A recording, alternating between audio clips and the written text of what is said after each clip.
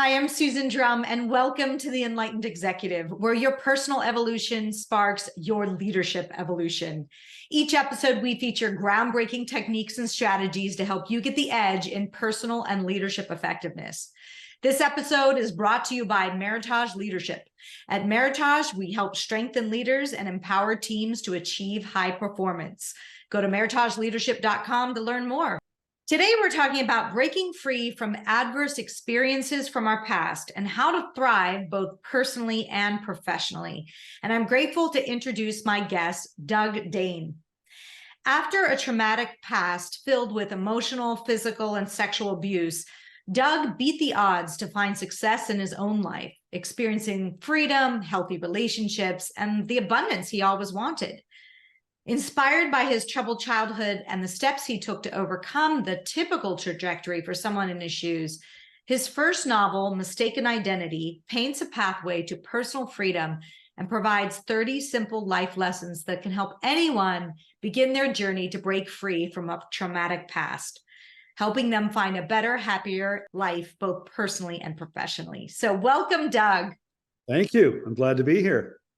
Well, I'm very curious to hear your story, and I think it'll add a lot of color around how our past shows up today, or how we can actually make sure that we start over and rebuild so that it doesn't influence us in ways that we don't want it to, right?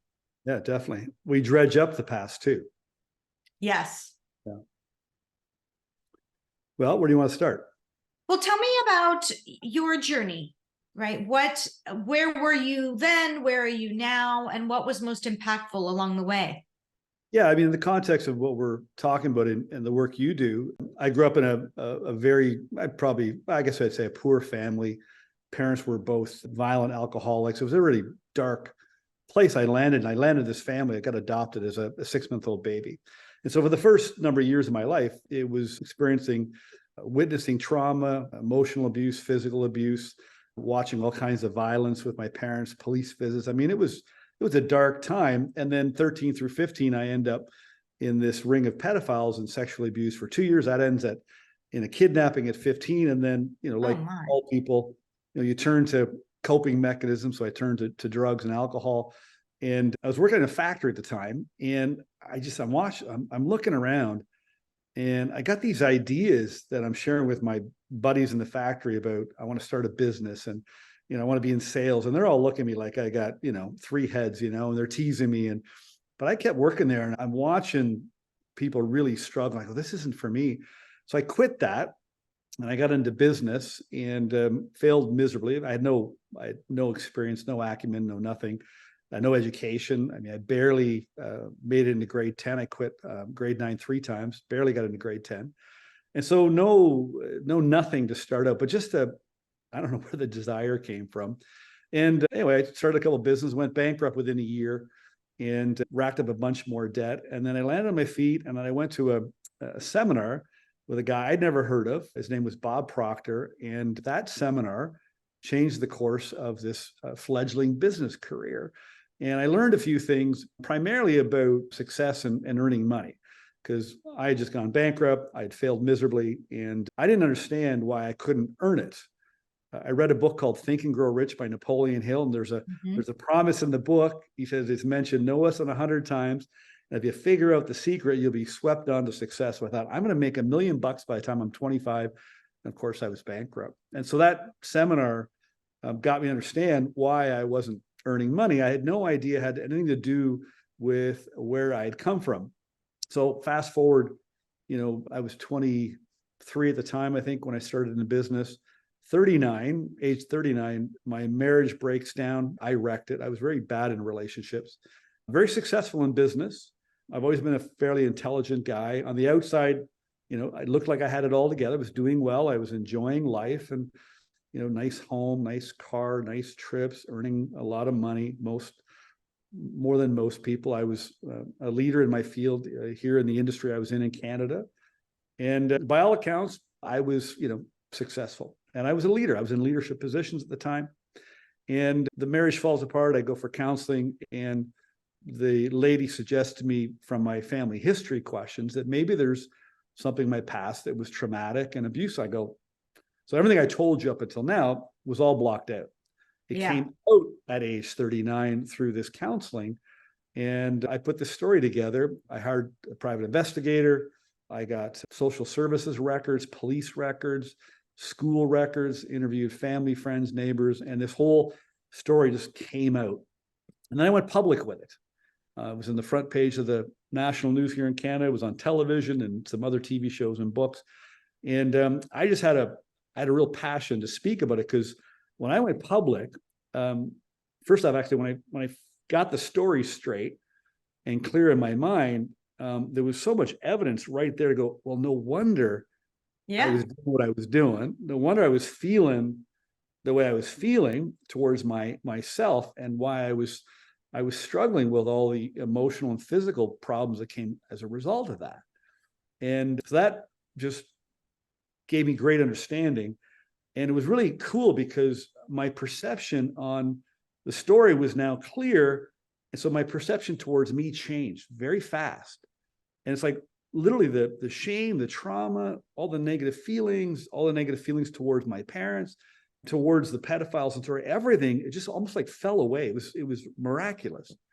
And then I carried on and I kept going and became more and more successful. But there was still something eating at me, and I didn't know what it was. And then it took me a number of years to figure it out. And then I figured out and what I coined or call a mistaken identity. So I had a very mistaken viewpoint about myself, and I was still carrying around in my subconscious and in my conscious, still doubt, worry, a lot of second guessing, stuff like that. So I hadn't eliminated everything.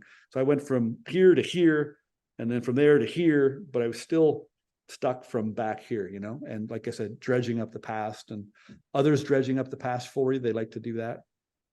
So that's kind of and now here I am. The book came out in April, and I've spent, 30 years mentoring and coaching salespeople, managers, leaders, been a leader myself. And now I wanted to help other leaders and entrepreneurs and just everyday people understand why they're mistaken about themselves. They are mistaken about themselves. They've made mistakes. They're mistaken about what they believe.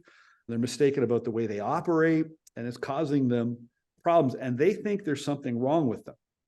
And there's not. There's just something wrong with what they believe, or wrong with the way they're operating. So I would say they're telling themselves. Yeah. Yeah. Tell me, could you crystallize for me, what was your mistaken ability? What did you believe about yourself then, and what do you know now?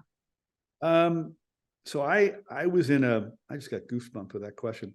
I was in this guided meditation with a couple of clients. They wanted to speak at one of my seminars. I go, I'm not having you speak unless I know what this is. I'd never done one.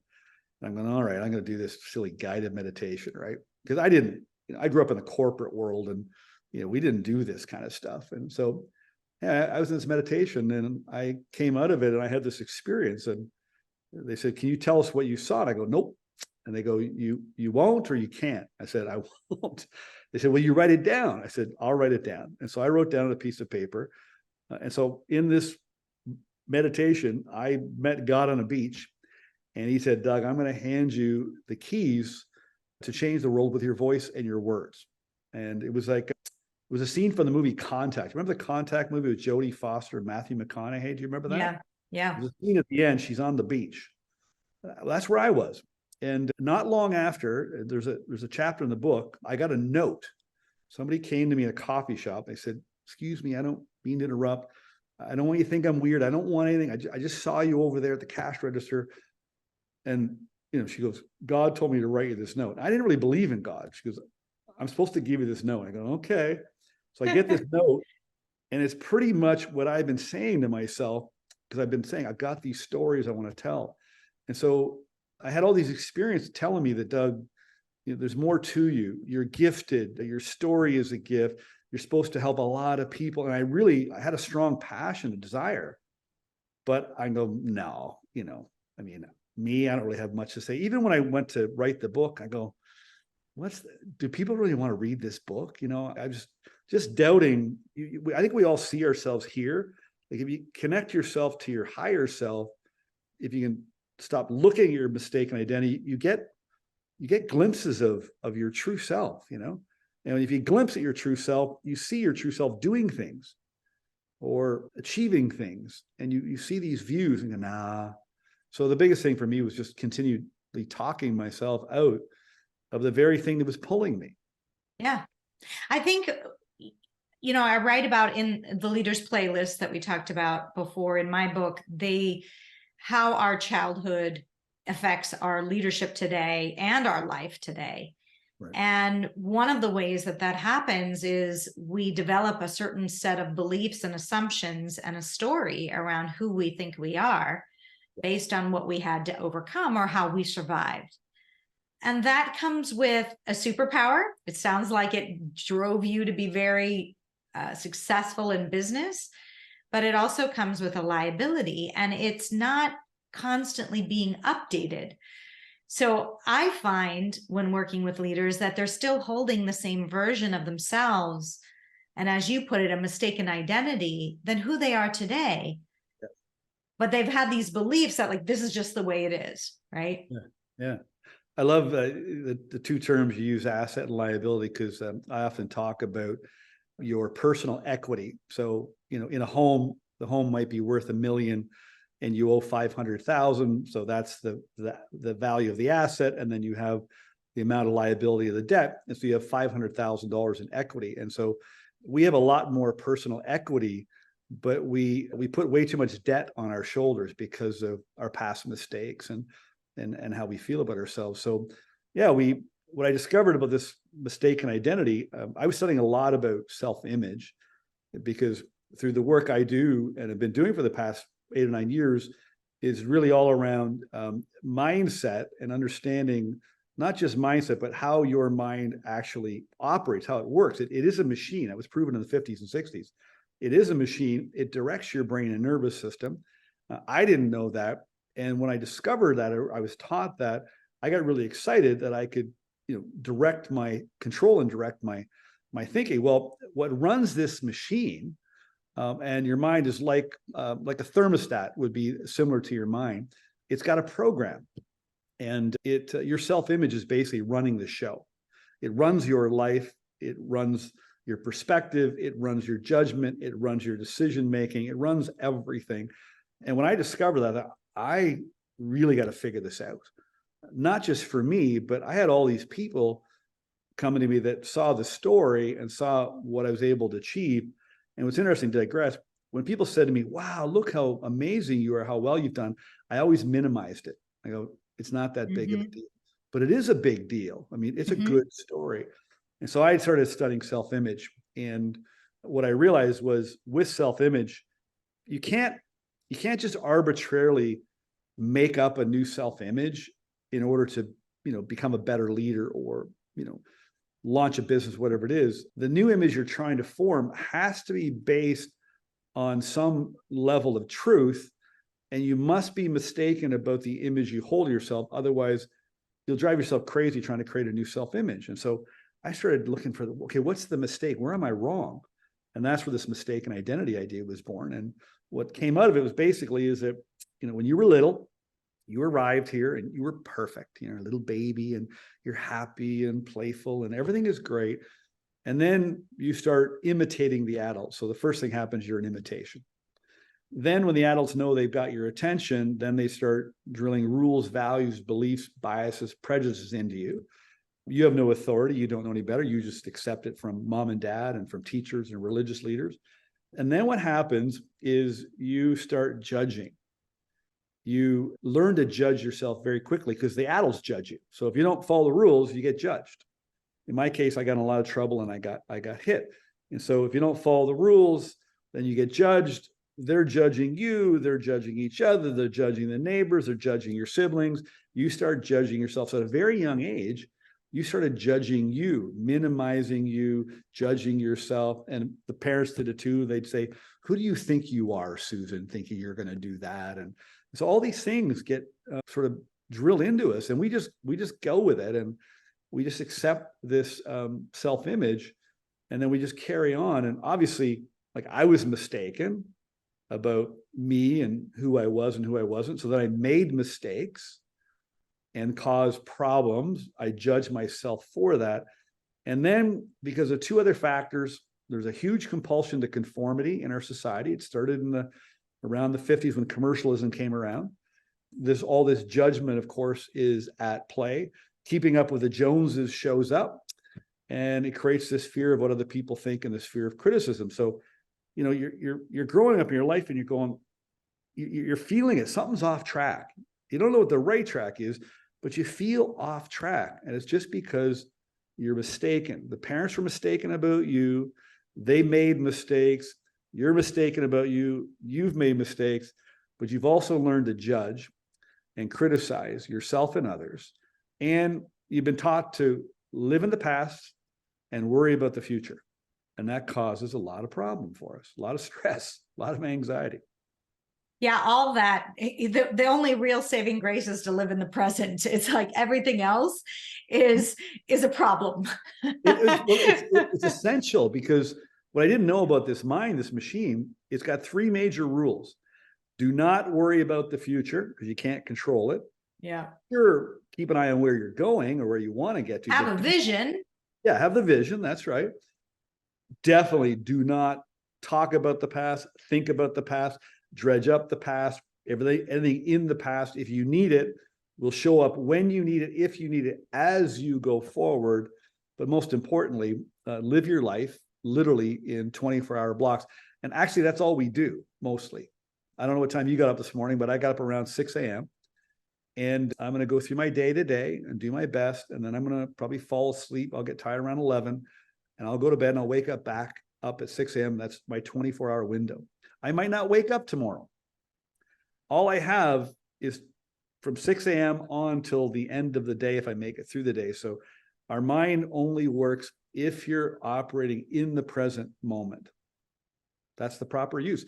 That's where the stress leaves. If you've just one day at a time, in the moment, you reduce the stress. Now, I will say there is some benefit to looking at the past. And the benefit usually is not living in the past, but looking to the past so that we can change what belief is operating in the present.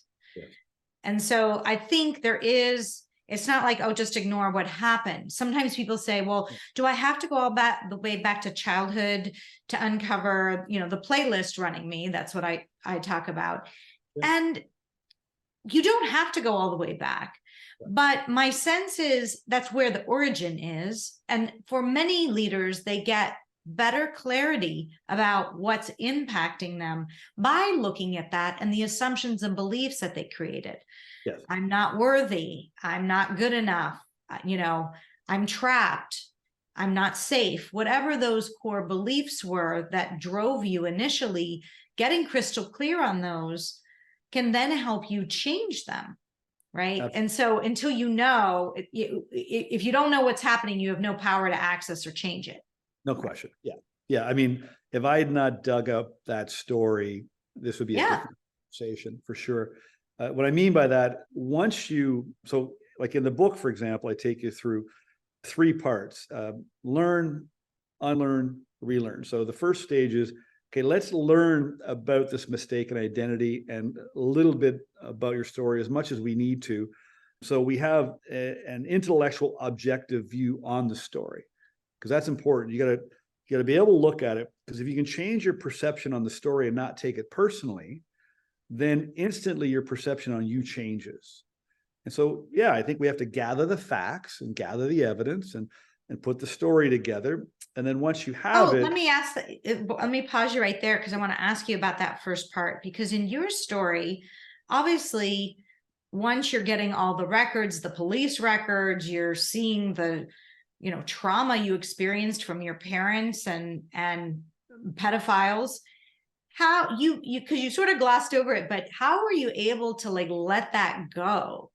Because for many people, that anger around that or the shame around that would continue to live on. And you were like, well, once I saw that, I could, just let the past go.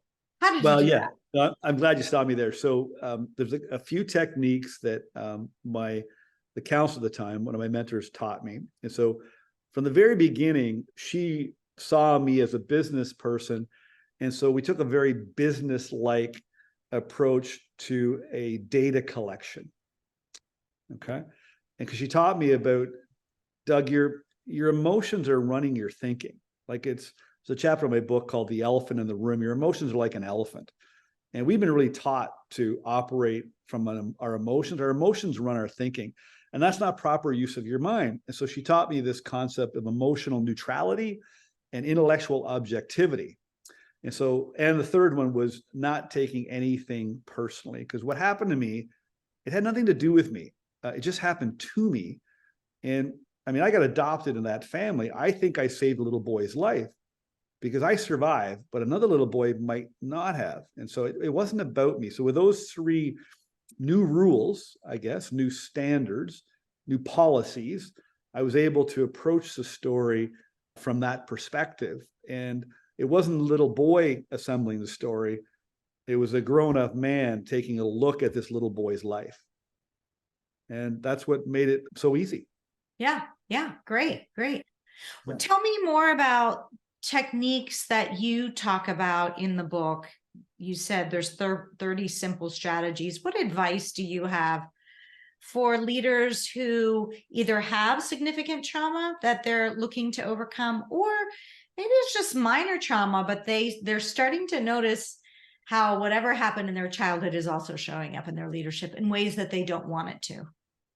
Yeah, I mean, there's a number of things. I mean, each chapter is a little piece of the story to kind of make a point, and then I make the point and I try to change your mind about what you believe or how you operate, or a new rule, if you will.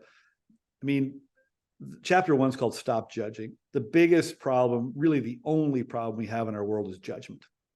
If we could eliminate that or reduce that, towards others and towards ourselves, we'd be in a lot better shape. And we were just taught to judge. And so I think pretty much all of us suffer to some degree or another, where we're judging others and we're judging ourselves. And people can feel it.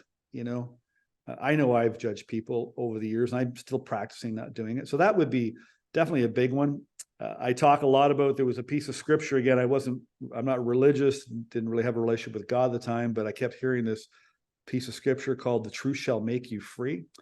And I like the idea of what that offered, And so I remember reading a great book by Neil Donald Walsh, Conversation with God. He said, just tell the truth to everybody, every time, about everything, and you'll be free. I go, that's a good idea. And so as a leader and in my work, in fact, a new person just came on board. She goes, Doug, what I love about working with you?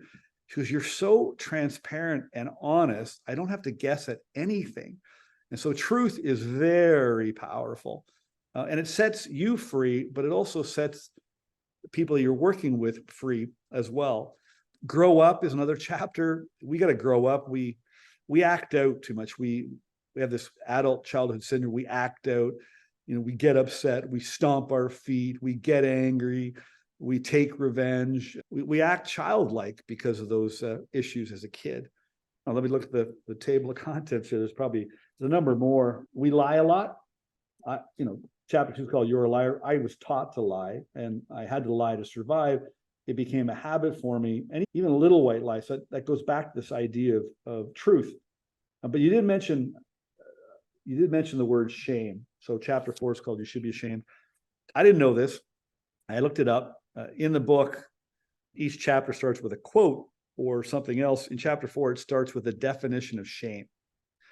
And it says shame is a noun, and it's an emotion. Actually, let me read the exact description here, because I think shame is useful, but it's not something you carry around. A painful emotion caused by consciousness of guilt, shortcoming, or impropriety. So shame is good to bring your attention to, a mistake you've made, but it's not something you're supposed to drag around for your whole life. And we were told we should be ashamed, and we tell our employees you should be ashamed, or, we have this, we have this way we were taught to live, and we transfer.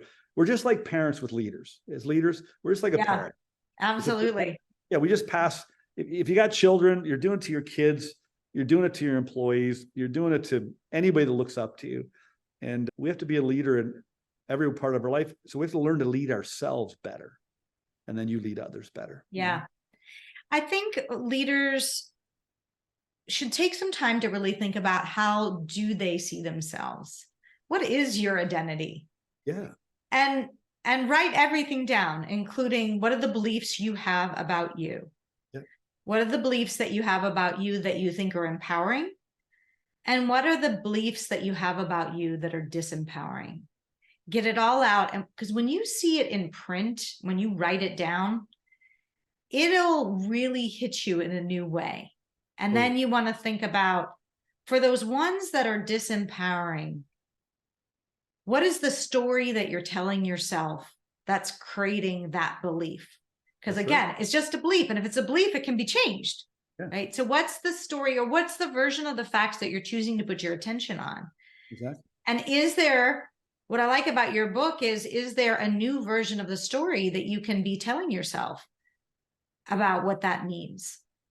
Well, it would be nice to get to the truth of who you really are and get rid of the lies that you've been told.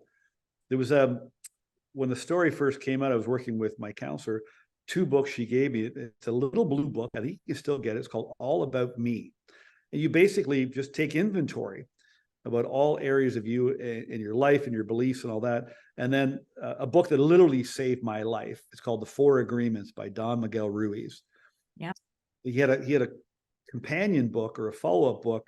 It was basically a workbook. So once you understood how you made all these agreements, or you were mistaken about yourself, then he got you to go through and take inventory of all the agreements. And he said something, it's so good. He said, we've been given so much knowledge, we've lost who we truly are. And so he basically disseminates this knowledge that you acquired about yourself and these agreements. And literally the power of the pen, like you can't write without thinking.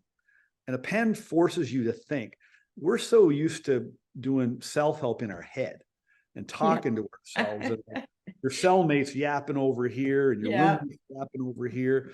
And you just create all this confusion. There's nothing better than just getting your pen out and jotting those things down. Now, a lot of people don't want to do that. And what I realize is that if you don't do this, right, you will continue to suffer, or your release of it will be incremental.